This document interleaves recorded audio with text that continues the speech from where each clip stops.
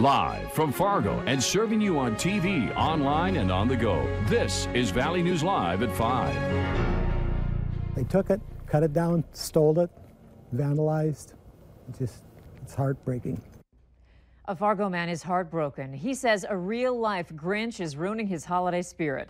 It was more than 20 years ago. Paul Vogel and his dad planted a tree.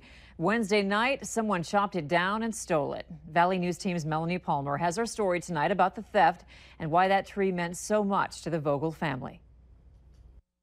It's hard to believe somebody that believes in Christmas and wanted a Christmas tree, and it's opposed to everything Christmas stands for. It was a beautiful evergreen standing 20 feet tall. It was important to Paul Vogel. He and his dad planted it over 25 years ago, and this is what's left. It was just the perfect tree, and we trimmed it every year to make it thick, and we did too nice a job here. As you can imagine, when the land has been in the family for about 150 years. But Paul says there was no other tree. It looks like they used a Sawzall, which is a cordless saw. Like this one. It's got the really dark blue needles. Most of them have, if you look around the other trees, they don't have that blue cast. So he wants some answers. Paul wants to know where his tree went. Now he's stepping up security and taking it a step further. He's offering a reward for anyone who can help find the tree. Merry Christmas. Good way to say Merry Christmas. It's my birthday on Christmas Day. Thanks for the present. And just like the Grinch, the culprits are stealing the Vogel family's holiday joy. In Fargo, Melanie Palmer, Valley News Live. Vogel says the incident is being investigated by authorities. He also says this isn't the first time this has happened. A couple of years back, a different tree had the top completely removed and stolen. Golfing in December. You don't hear that very often in North Dakota, but dozens of hackers are out at Maple River Golf Course in Mapleton taking advantage of the weather. The advice from those we talked to today includes dress in layers, use hand warmers, and don't miss hit because that can sting. The course will be open through Sunday. The golf course in Leonard, North Dakota is open as well. So we're wondering if the mild weather will continue through Sunday to let golfers take a run at the course. But first, let's find out about tonight. Justin? And thank you, Andrea. Good evening, everybody.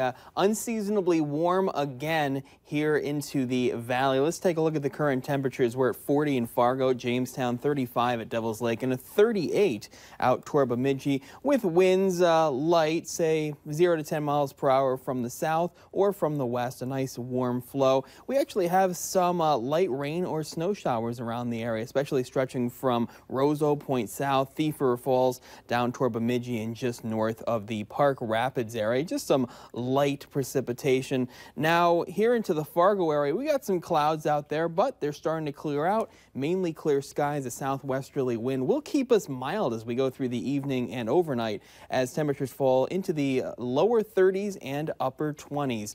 Now there is a big change in store for us. The warm air will eventually leave us. We'll tell you when coming up later in the newscast. Well, it has to eventually leave, yeah, right? Yeah, it has to. All right, thanks, Justin. Developing tonight, Fargo firefighters are cleaning up quite a mess, not from a fire, but from the water from a sprinkler system in an apartment building. It started around 3 at a building on the 4400 block of Calico Drive South in Fargo. Crews responded to a small kitchen fire on the 4th floor. There wasn't much to it, but the sprinkler system continued to pour out water. 3 sprinkler heads showered 180 gallons a minute for several minutes into the apartment. So there really was no fire for us to deal with when we arrived on scene. But there was quite a bit of water. There was 3 heads, so probably 180 gallons a minute was flowing. There were several inches of water on the floor in the 4th floor. So it was a 4th floor apartment. So we had water damage all the way down to the 1st floor. At least 3 apartments have been evacuated while cleanup continues. There's no word yet on the extent of damage. A Breckenridge, Minnesota man has been found guilty of attempted murder of a police officer after a standoff in West Fargo. The jury started deliberations yesterday afternoon and returned the verdict this morning. In March of 2016, Jan Michael Wangstedt was involved in a standoff at the Roadway Inn in West Fargo. Wangstedt held police at bay for 4 hours at this Main Avenue hotel. Police say he shot at them, though no one was hit. Guests at the motel were evacuated. People in nearby homes and businesses were told to stay put as SWAT negotiators talked Wangstedt out. A sentencing date has not been set for the attempted murder conviction, but Wangstedt was previously sentenced to 5 years in jail for a terrorizing charge related to this same incident. A judge has sentenced a Minnesota man to 2 life prison terms for his role in a Grand Forks murder and meth trafficking ring in North Dakota and Minnesota. 35-year-old Modesto Torres was sentenced today in federal court. Torres was found guilty by a jury in October on several counts, including murder and conspiracy to distribute meth. Prosecutors say he was the leader of the meth trafficking operation and ordered the murder of 24-year-old Austin Forsman of Grand Forks at the Flying J truck stop on March 11th of 2016. The investigation into Forsman's death led to the indictments of 13 people involved in the meth trafficking operation. Back in October, Crystal Feist of Grand Forks was convicted on murder and drug trafficking charges and was sentenced to 30 years in federal prison. Former National Security Advisor Michael Flynn has admitted to lying to the FBI and says he'll work with Special Counsel Robert Mueller's probe into Russian interference in the 2016 presidential election. Weijia Jiang was in Washington with more details about what Flynn is now willing to admit. Lock him up! Lock him up! A protester shouted at former National Security Advisor Michael Flynn as he left a Washington, D.C. courthouse Friday. Flynn pleaded guilty to 1 count of lying to the FBI about his conversations with Russian Ambassador Sergei Kislyak in December of last year. In court documents, Flynn admits they spoke about sanctions against Russia that the Obama administration had just imposed over meddling in the 2016 presidential election. Prosecutors say Flynn called Kislyak and asked Russia not to escalate the situation. Flynn says he got the green light to talk with Kislyak from senior Trump transition officials. General Flynn is one more example of the extent of ties between senior officials involved in the Trump efforts and the Russians. The court documents do not mention President Trump as being aware of General Flynn's phone calls, and the White House has distanced itself from Flynn.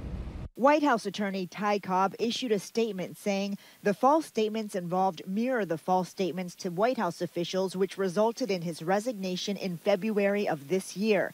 Nothing about the guilty plea or the charge implicates anyone other than Mr. Flynn. So far, all of the charges and guilty pleas haven't been about colluding with the Russians. Flynn is now the 4th Trump campaign or administration official to be charged in Special Counsel Robert Mueller's probe of Russian interference.